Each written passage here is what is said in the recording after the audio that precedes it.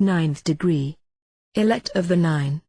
Elu of the Nine, originally created to reward fidelity, obedience, and devotion. This degree was consecrated to bravery, devotedness, and patriotism, and your obligation has made known to you the duties which you have assumed.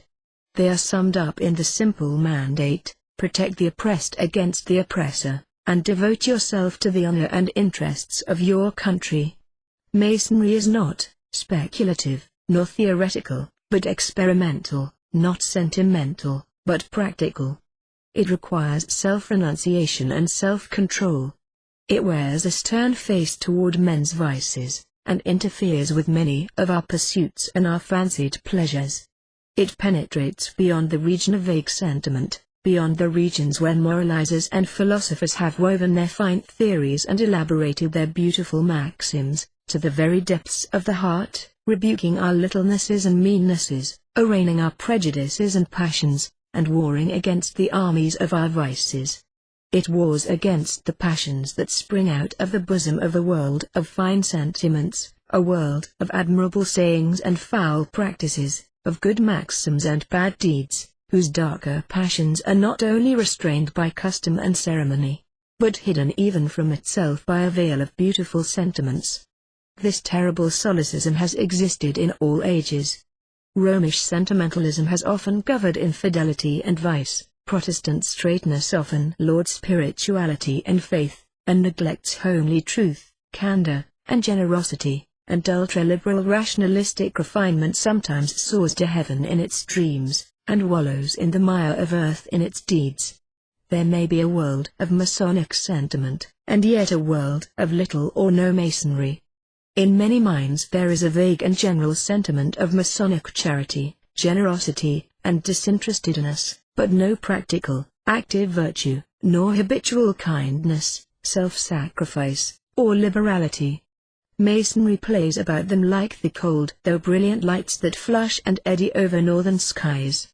Their occasional flashes of generous and manly feeling, transitory splendors, and momentary gleams of just and noble thought, and transient coruscations, that light the heaven of their imagination, but there is no vital warmth in the heart, and it remains as cold and sterile as the Arctic or Antarctic regions. They do nothing, they gain no victories over themselves, they make no progress, they are still in the northeast corner of the lodge, as when they first stood there as apprentices, and they do not cultivate Masonry, with a cultivation, determined, resolute, and regular, like their cultivation of their estate, profession, or knowledge. Their Masonry takes its chance in general and inefficient sentiment, mournfully barren of results, in words and formulas and fine professions. Most men have sentiments, but not principles. The former are temporary sensations, the latter permanent and controlling impressions of goodness and virtue. The former are general and involuntary, and do not rise to the character of virtue. Everyone feels them. They flash up spontaneously in every heart. The latter are rules of action, and shape and control our conduct, and it is these that Masonry insists upon. We approve the right, but pursue the wrong. It is the old story of human deficiency. No one abets or praises injustice, fraud, oppression, covetousness, revenge, envy or slander, and yet how many who condemn these things, are themselves guilty of them.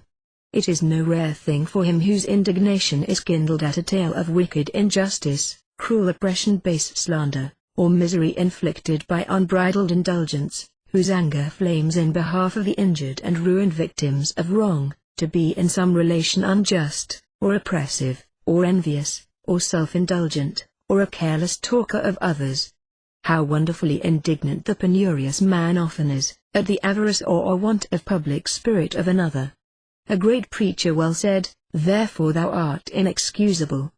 O man, whosoever thou art, that judgest, for wherein thou judgest another, thou condemnest thyself, for thou that judgest, doest the same things."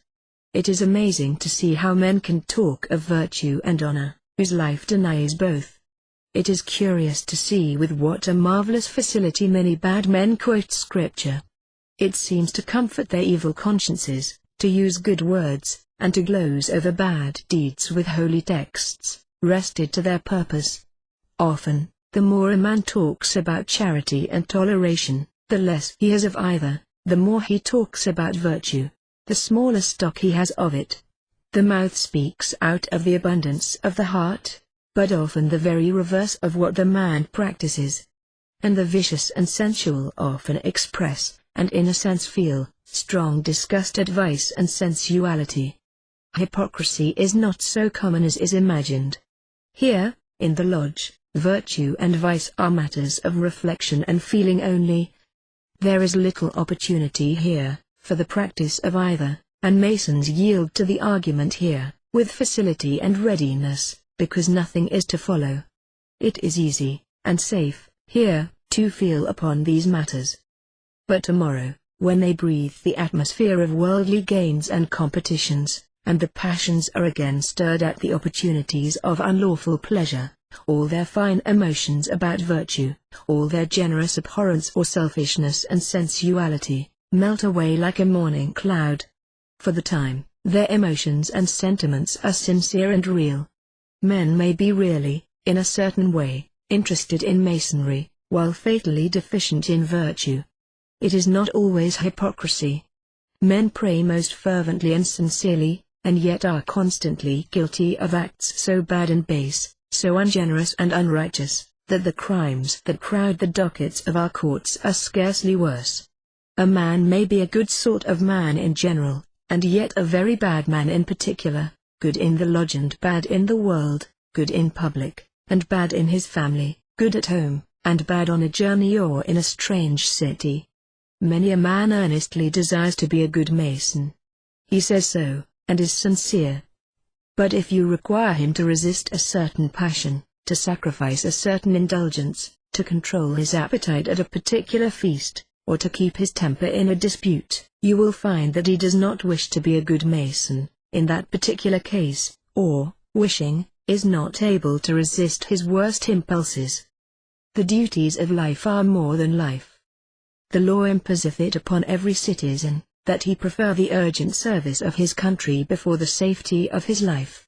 If a man be commanded, saith the great writer, to bring ordnance or munition to relieve any of the king's towns that are distressed, then he cannot for any danger of tempest justify the throwing of them overboard, for there it holdeth which was spoken by the Roman, when the same necessity of weather was alleged to hold him from embarking, necessis statiam, non nat vivam, it needs that I go, it is not necessary I should live.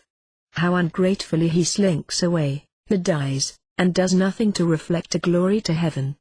How barren a tree he is, who lives, and spreads, and cumbers the ground, yet leaves not one seed, not one good work to generate another after him. All cannot leave alike, yet all may leave something, answering their proportions and their kinds. Those are dead and withered grains of corn, out of which there will not one ear spring.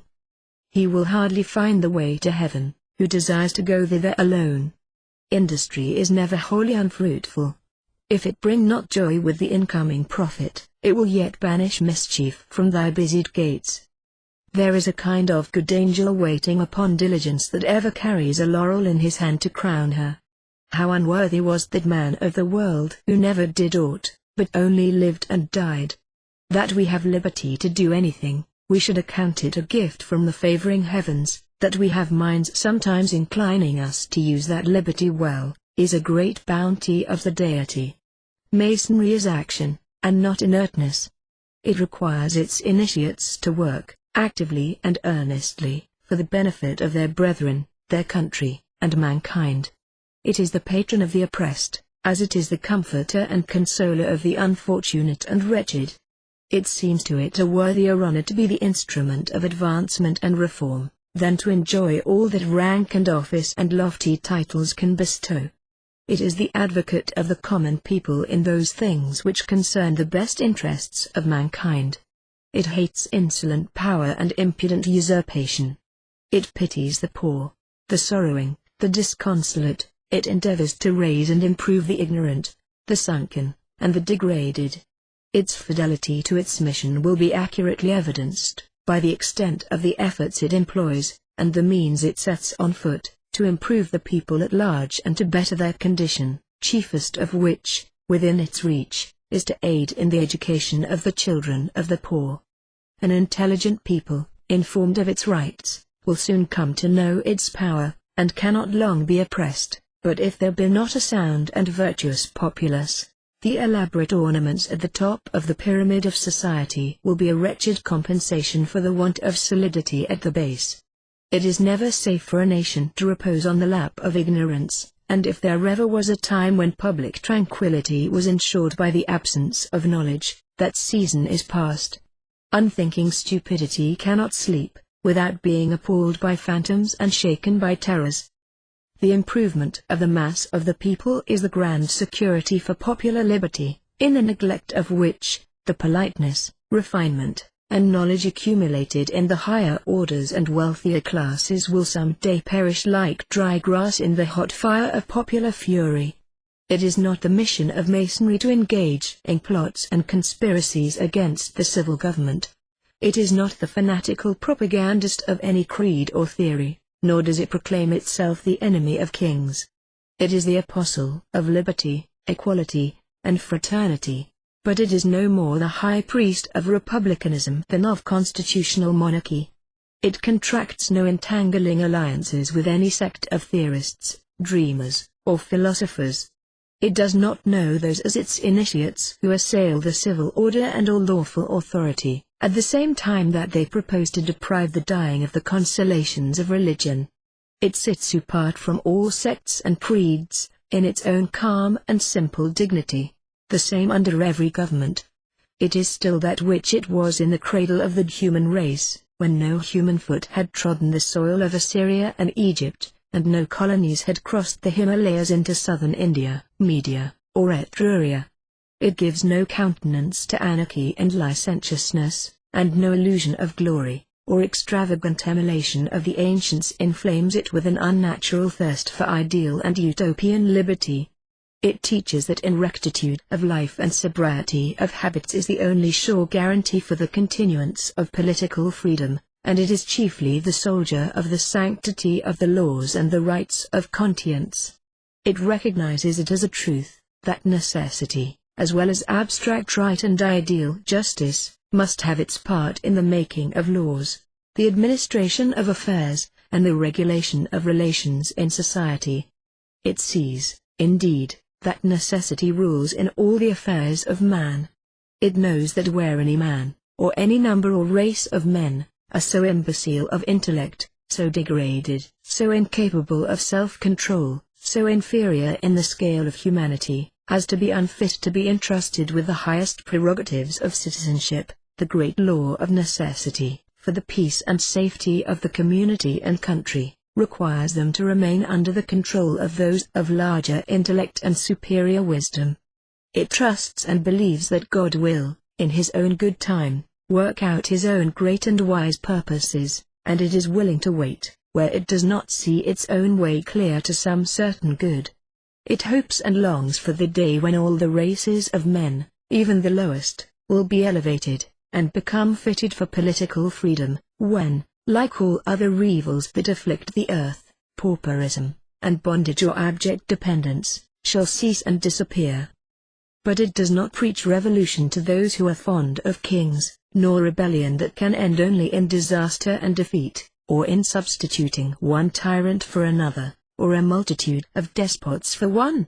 Wherever a people is fit to be free and to govern itself, and generously strives to be so, there go all its sympathies. It detests the tyrant, the lawless oppressor, the military usurper, and him who abuses a lawful power. It frowns upon cruelty, and a wanton disregard of the rights of humanity.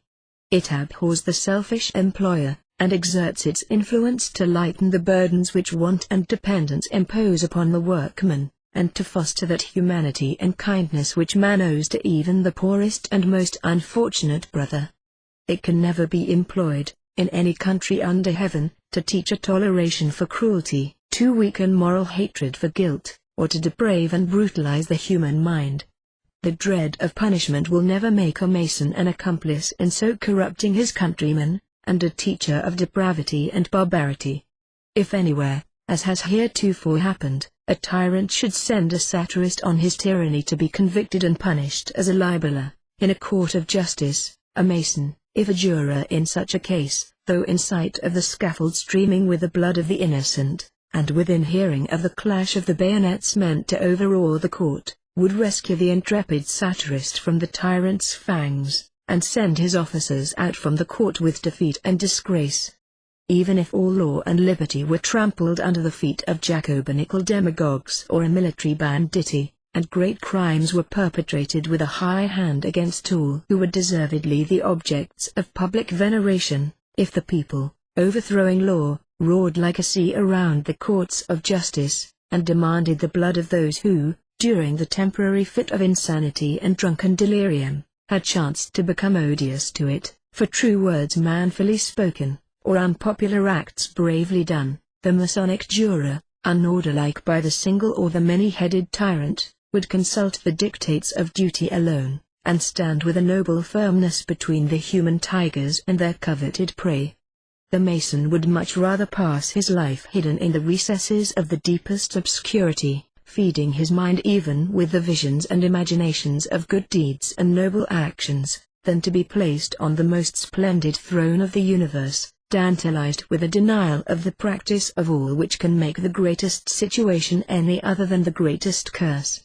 And if he has been enabled to lend the slightest step to any great and laudable designs, if he has had any share in any measure giving quiet to private property and to private conscience, making light of the yoke of poverty and dependence, or relieving deserving men from oppression, if he has aided in securing to his countrymen that best possession, peace, if he has joined in reconciling the different sections of his own country to each other, and the people to the government of their own creating, and in teaching the citizen to look for his protection to the laws of his country, and for his comfort to the good will of his countrymen, if he has thus taken his part with the best of men in the best of their actions, he may well shut the book, even if he might wish to read a page or two more. It is enough for his measure. He has not lived in vain. Masonry teaches that all power is delegated for the good, and not for the injury of the people, and that, when it is perverted from the original purpose, the compact is broken, and the right ought to be resumed, that resistance to power usurped is not merely a duty which man owes to himself and to his neighbor, but a duty which he owes to his God, in asserting and maintaining the rank which he gave him in the creation. This principle neither the rudeness of ignorance can stifle nor the enervation of refinement extinguish. It makes it base for a man to suffer when he ought to act, and, tending to preserve to him the original destinations of Providence, spurns at the arrogant assumptions of tyrants and vindicates the independent quality of the race of which we are a part. The wise and well-informed Mason will not fail to be the votary of liberty and justice. He will be ready to exert himself in their defense, wherever they exist. It cannot be a matter of indifference to him when his own liberty and that of other men, with whose merits and capacities he is acquainted, are involved in the event of the struggle to be made, but his attachment will be to the cause, as the cause of man, and not merely to the country. Wherever there is a people that understands the value of political justice, and is prepared to assert it, that is his country. Wherever he can most contribute to the diffusion of these principles and the real happiness of mankind, that is his country. Nor does he desire for any country any other benefit than justice. The true Mason identifies the honor of his country with his own.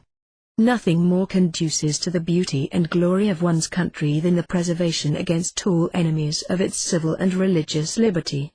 The world will never willingly let die the names of those patriots who in her different ages have received upon their own breasts the blows aimed by insolent enemies at the bosom of their country. But also it conduces, and in no small measure, to the beauty and glory of one's country, that justice should always be administered there to all alike, and neither denied, sold, nor delayed to anyone, that the interest of the poor should be looked to, and none starve or be houseless, or clamor in vain for work, that the child and the feeble woman should not be overworked, or even the apprentice or slave be stinted of food or overtasked or mercilessly scourged, and that God's great laws of mercy, humanity, and compassion should be everywhere enforced, not only by the statutes, but also by the power of public opinion. And he who labors, often against reproach and obloquy, and oftener against indifference and apathy, to bring about that fortunate condition of things when that great code of divine law shall be everywhere and punctually obeyed, is no less a patriot than he who bares his bosom to the hostile steel in the ranks of his country's soldiery. For fortitude is not only seen resplendent on the field of battle and amid the clash of arms, but he displays its energy under every difficulty and against every assailant. He who wars against cruelty, oppression, and hoary abuses, fights for his country's honor, which these things soil, and her honor is as important as her existence. Often, indeed, the warfare against those abuses which disgrace one's country is quite as hazardous and more discouraging than that against her enemies in the field, and merits equal, if not greater reward. For those Greeks and Romans who are the objects of our admiration employed hardly any other virtue in the extirpation of tyrants, than that love of liberty, which made them prompt in seizing the sword, and gave them strength to use it. With facility they accomplished the undertaking, amid the general shout of praise and joy, nor did they engage in the attempt so much as an enterprise of perilous and doubtful issue, as a contest the most glorious in which virtue could be signalized, which infallibly led to present recompense, which bound their brows with wreaths of laurel, and consigned their memories to immortal fame. But he who assails hoary abuses, regarded perhaps with a superstitious reverence, and around which old laws stand as ramparts and bastions to defend them, who denounces acts of cruelty and outrage on humanity which make every perpetrator thereof his personal enemy, and perhaps make him looked upon with suspicion by the people among whom he lives, as the assailant of an established order of things of which he assails only the abuses, and of laws of which he attacks only the violations. He can scarcely look for present recompense, nor that his living brows will be wreathed with laurel. And if, contending against a dark array of long-received opinions, superstitions, obloquy, and fears, which most men dread more than they do an army terrible with banners, the Mason overcomes, and emerges from the contest victorious, or if he does not conquer, but is borne down and swept away by the mighty current of prejudice, passion, and interest, in either case, the loftiness of spirit which he displays merits for him more than a mediocrity of fame. He has already lived too long who has survived the ruin of his country, and he who can enjoy life after such an event deserves not to have lived at all. Nor does he any more deserve to live who looks contentedly upon abuses that disgrace, and cruelties that dishonor, and scenes of misery and destitution and brutalization that disfigure his country, or sordid meanness and ignoble revenges that make her a byword and scoff among all generous nations, and does not endeavor to remedy or prevent either. Not often is a country at war, nor can everyone be allowed the privilege of offering his heart to the enemy's bullets. But in these patriotic labors of peace, in preventing, remedying, and reforming evils, oppressions, wrongs, cruelties, and outrages, every Mason can unite, and everyone can effect something, and share the honor and glory of the result. For the cardinal names in the history of the human mind are few and easily to be counted up, but thousands and tens of thousands spend their days in the preparations which are to speed the predestined change, in gathering and amassing the materials which are to kindle and give light and warmth, when the fire from heaven shall have descended on them. Numberless are the settlers and pioneers, the engineers and artisans, who attend the march of intellect.